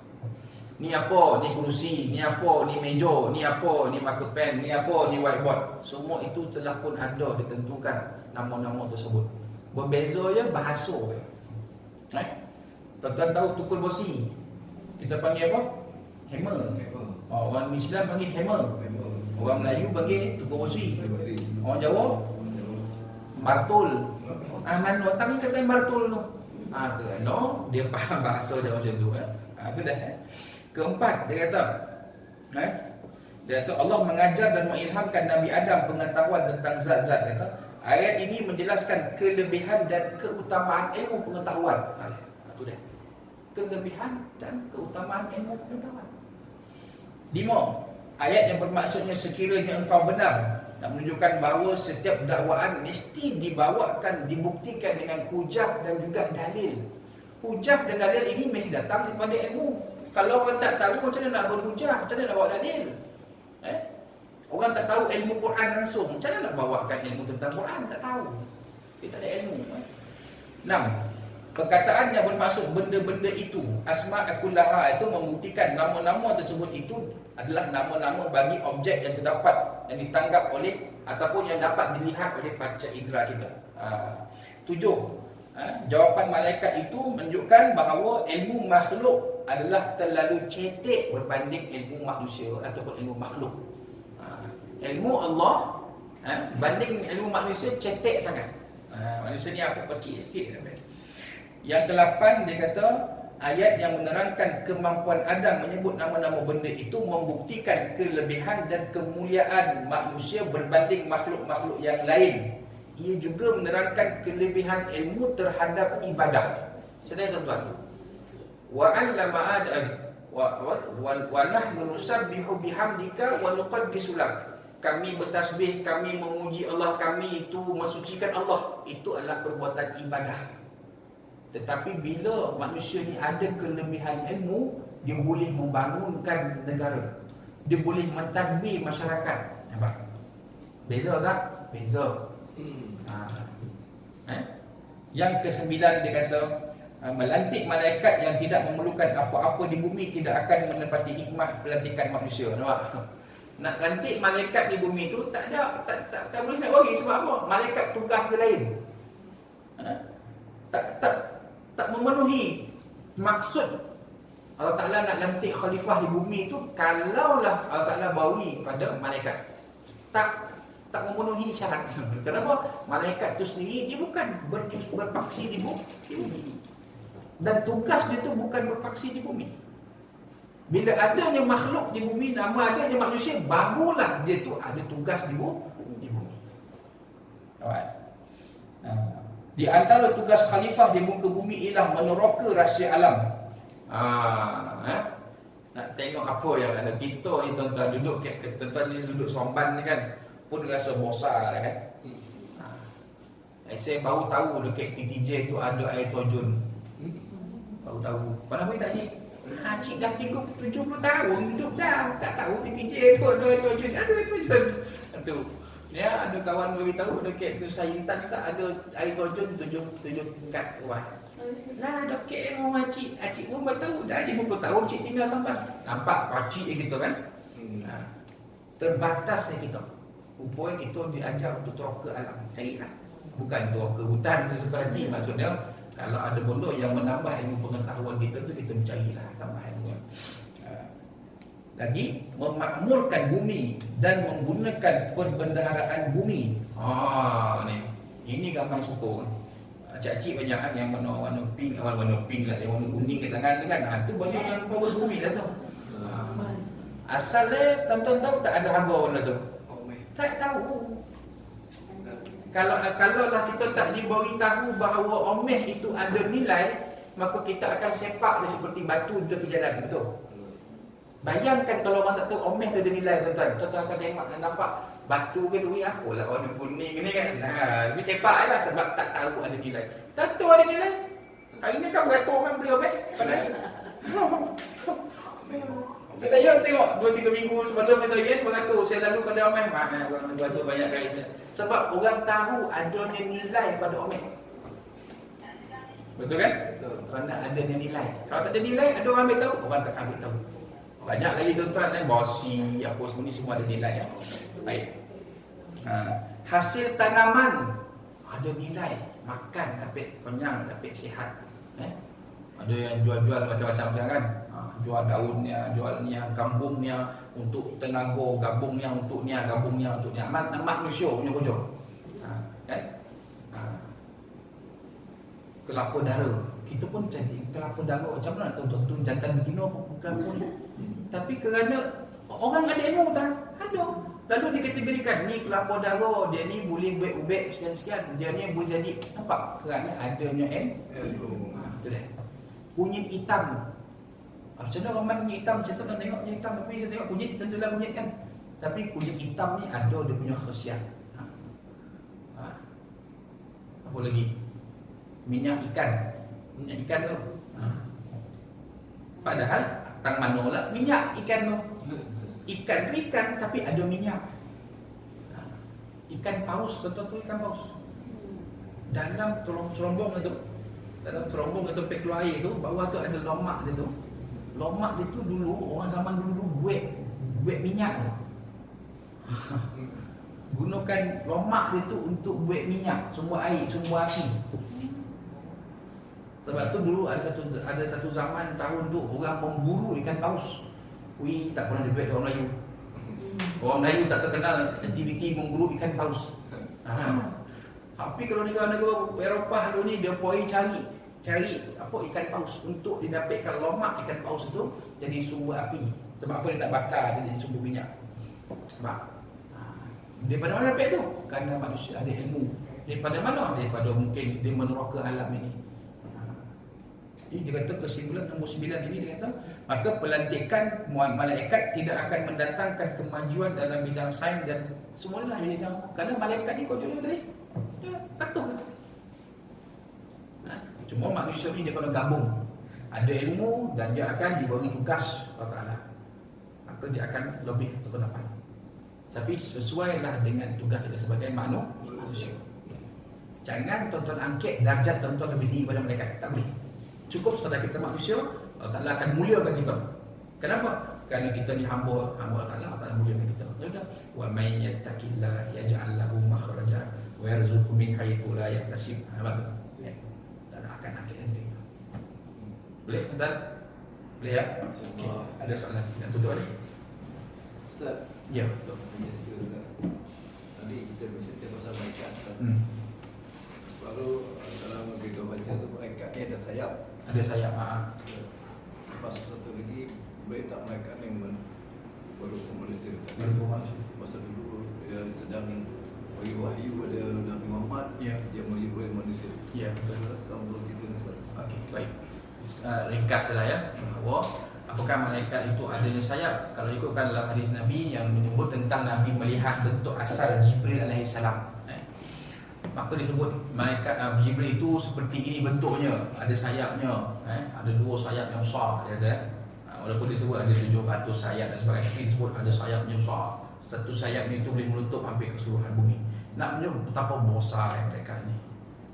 Besar malaikat itu tidaklah makna besar dia seperti Tuhan, besar tidak. Tapi itulah dia Allah jadikan malaikat besar itu. Tapi kita nak gambar sayap tu, sayapnya ada 2 jenis cik. Satu pelepah, satu jenis pelepah macam itik. Itu sayap itik, itu pelepah kan. Satu lagi sayap apa ni? Dia nak bayangkan sayap ni macam mana. Jadi kita terhad untuk membayangkan. Boleh ya? Jangan buat ada semacam itik tu. Itik tu malaikat sebenarnya ada sebenarnya itik lagi dekat lah. Tak boleh. Mana ada. Mana kalau kita ambil satu tu boleh simpan tu. Tak boleh. Kalau tuan-tuan jumpa orang buat ajaran sesat kan, dia kata ini sebuah bulu pelepah malaikat Israel. Sudah. Itu bohong kan. Jadi tu itik mana ambil tu. Tapi ada orang cuba gambarkan inilah papak malaikat. Maka kita tak cuma nak sebut malaikat itu memang ada padanya sayap yang apa dia? Kerana sesuai dengan tugas dan pergerakan dia.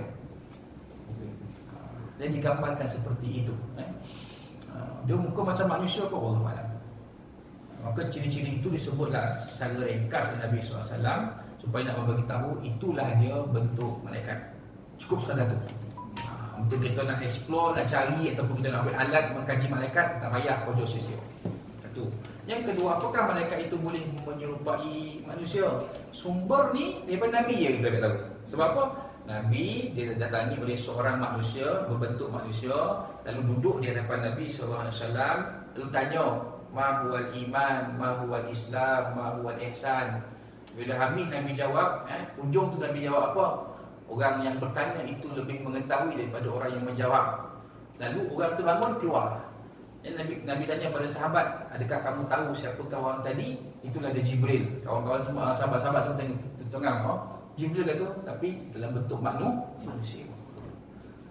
Berapa kali dia menyerupai manusia? Wallahualam. Mungkin dalam proses itu mungkin banyak kali. Dalam kisah Nabi Lut alaihissalam pun sama. Nabi Lut ketika itu Allah Ta'ala mengirimkan 4 orang malaikat berbentuk ataupun menyerupai manusia. Lalu bertemu dengan Nabi Lut AS dalam rumah. Ketika itu masyarakat Nabi Lut ataupun umat Nabi Lut beranggapan itulah 4 orang dan memang cantik-cantik. Malaikat ni dia dirupai dalam bentuk manusia yang cantik-cantik. Elok rupa dia. Lalu masuk dalam rumah Nabi Lut.